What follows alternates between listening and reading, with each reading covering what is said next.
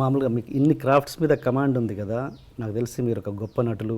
And script మీద command ఉంది, fights మీద కమాండ్ ఉంది, అన్నిటి మీద ఎక్కువ కమాండ్ ఉంది. బట్ మీరు డైరెక్షన్ చేయాలని మీరు ఎందుకు అనుకోలేదు ఇప్పుడు? అంటే చాలామంది సెలబ్రిటీస్ కంటే మీరు అర్హులు. అన్నిటి మీద కమాండ్ ఉంది, 24 క్రాఫ్ట్స్ నాకు తెలుసు అనడం అవివేకం, మూర్ఖత్వం.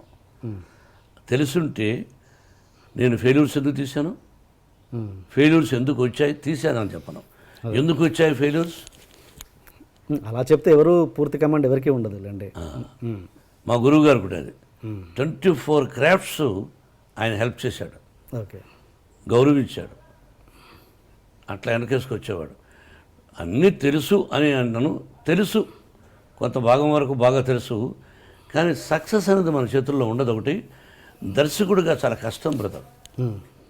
అంటే నాకు పెద్ద వీక్నెస్, భయంకరమైన వీక్నెస్, సెట్కి వచ్చావు ఫోన్ మాట్లాడకూడదు,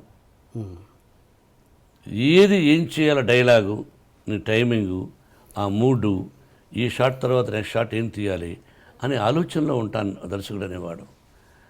సెట్లో ప్యాక్ ఆడడం, ఆ కారణంలో ప్యాక్ ఆడుతూ ఉంటాడు. అది ఎవరు తప్పు అంటే దర్శకుడు తప్పు.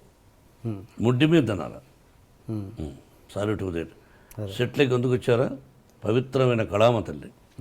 నువ్వు కంప్యూటర్ ఇప్పుడు ఉన్నాయి ఒక కంపెనీస్, ఇన్ఫోసిస్ అని రకరకాలుగా, నువ్వు పోయి ప్యాక్ ఆడతావు అక్కడ? రాజ్యసభలో ఆడతావా, అసెంబ్లీలో ఆడతావా, పార్లమెంట్ ఎక్కడ ఆడతావు చెప్పు. నీ ఇంట్లో ఒక 5 మంది పనులను పెట్టుకుంటావు, తాపీ మేస్త్రిలో ఇల్లు కట్టేదానికి.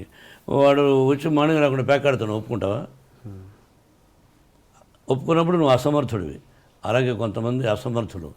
డిసిప్లిన్, తల్లిని గౌరవించాలి, కళామ తల్లి. అది మీ సెట్లో ఎప్పుడు ఇలాంటివి జరగవు. ఏది అంటే నేను ఏంటంటే సార్, మీ నా సెట్లో అవుట్డోర్లో ఒక సందర్భంలో ఆడితే కాలుతో వెళ్ళి టేబుల్ తంతె పైకి ఎగిరింది, టేబుల్ పక్కన వాళ్ళ మీద పడింది. ఇది 10 సంవత్సరాలకు ముందు, 20 సంవత్సరాలకు ముందు కూడా. ఆ తర్వాత నన్ను అడిగేవాడు, సార్ మాకు 1 గంట వరకు షూటింగ్ లేదట, అటు పోయి ఆడుకోవచ్చు అని. ఓకే భయ్యా మీ ఇష్టం అనేవాడిని.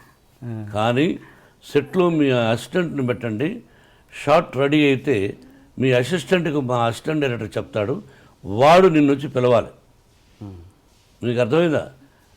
సెట్ లోపల ఒక Ramoji film city, Annapurna studio, Rama ఫ్లోర్లో నేను అలౌ చేయను. నా పద్ధతి అది. దీనివల్ల మోహన్ బాబు అంటే భయపడతారు, మోహన్ బాబు అంటే అయిష్టత చూపిస్తారు తప్ప నేను అతనికి కానీ అతని కుటుంబానికి కానీ ఏ చెడు చేయలేదు, చెయ్యబోను కూడా. That is not my character. నా కుటుంబాన్ని నేను చూసుకుంటే చాలు. పద్ధతిగా ఉండాలని కోరుకున్నప్పుడు చెడ్డవాడు అంటారు. ఇప్పుడు నా కొడుకులు విష్ణు కానీ మనోజ్ కానీ సినిమాలు యాక్ట్ చేస్తున్నారు, కావాలని బ్యాడ్ ప్రాపగంట ఇంటర్ఫియర్ అవుతారని. ఏంటి ఇంటర్ఫియర్? నీ కొడుకు బాగా చదువుతుండో లేదో అని చూసుకోవా? నీ కొడుకు బాగా ఉద్యోగం చేస్తున్నారో లేదో అని అడగవా? నీ భార్యను అడగవా? మరి నా కొడుకు బాగా చేస్తున్నా లేదని అడగవా? 4 గోడల మధ్య అతను ఏం తీస్తున్నాడు, నా నిర్మాత కథ చెప్పినా అన్న అంటాం. ఇక్కడ చాలామంది ఉన్నారు, అన్నీ ఇంటర్ఫియర్ అవుతారు, వాళ్ళ గురించి పట్టించుకోరు, నన్ను గురించి మాట్లాడతారు. ఎందుకు వచ్చిందంటే వచ్చింది అంతే. ఒక 5 ఏళ్ళు ఒకటిగా ఉండవు, నన్ను గురించి అలా వచ్చింది. ఎంతమంది దర్శకులు ఉన్నారు? మరి దాసనారాయణ గారు ఎందుకు అన్నింటిలో ఇంటర్ఫియర్ అవుతాడండి? ఆయన గురించి కూడా చెడుని ఉంటారుగా మీరు. మరి ఆయన ఎవరికి ఇతరులకు చెడు చేయలేదు, అన్నింటిలో ఇంటర్ఫియర్ అయ్యి అన్ని బాధ్యతలు మనం నెత్తులు వేసుకున్నప్పుడు, ఇప్పుడు మీకు ఇంకోరు గొడవ జరిగితే అదే చెప్పే పిక్చర్లో గాయత్రి పటేల్, అరే నీకు నాకు గొడవ జరిగితే మన ఇద్దరిలో ఎవడో ఒకడు పోవాలరా, నీ పక్కన మనుషులు నా పక్కన మనుషులు వాళ్ళ అమాయకులు చచ్చిపోతున్నారు, మన ఇద్దరేమో గొప్పవాడు అనిపించుకుంటున్నాం సొసైటీలో, ఎలా గొప్పవాడరా అనే దాని గురించి రామాయణ భారతాల గురించి కూడా చెప్పాను. ఇప్పుడు మీ కాంపౌండ్లో ఉన్న కమెడియన్స్ కొంతమంది ఆడుతున్నారు, మీరన్న ప్యాకాట అన్నది కానీ ఎంటర్టైన్మెంట్ కానీ, వాళ్ళకు మీరు కలిసినప్పుడు, మీ కాంపౌండ్లో కలిసినప్పుడు వాళ్ళకి ఏం చెప్పరా మీరు? నేను ఒకరికి సలహాలు ఇచ్చేంత గొప్పవాడిని కాదు, నా దగ్గర వద్దని చెప్తాను, అంతవరకు పాటించాలి. Okay okay okay sir. ఇంకా మళ్ళీ ఈ క్వశ్చన్ అడిగే ముందు, మళ్ళీ ఈ క్వశ్చన్ ఎందుకు అడుగుతున్నారు, నీ ప్రూఫ్ ఏమైనా ఉందా అని అడగండి, మామూలుగా ఒపీనియన్ మీ ముందు పెడుతున్నాను నేను అంతే. ఏంటంటే మోహన్ బాబు గారు రౌడీజం చేసి సెటిల్మెంట్ చేసి అలా పైకి వచ్చారు అన్నది ఎంతవరకు బిగినింగ్ కెరీర్ నుంచి? I'm very happy for that question. ఒక్కటి ప్రూవ్ చేస్తే మీకు అర్థమైందా? ఒక్కటి మోహన్ బాబు గారు పలానా చోట చేశారని చెప్పిన రోజున మీ ముందే కాల్చుకుని అనిపోతాను. అంత పదం అన్నాను. ఓకే. ప్రూవ్ చేయకపోతే మీరేం చేస్తారో ముందు అగ్రిమెంట్ రాయండి.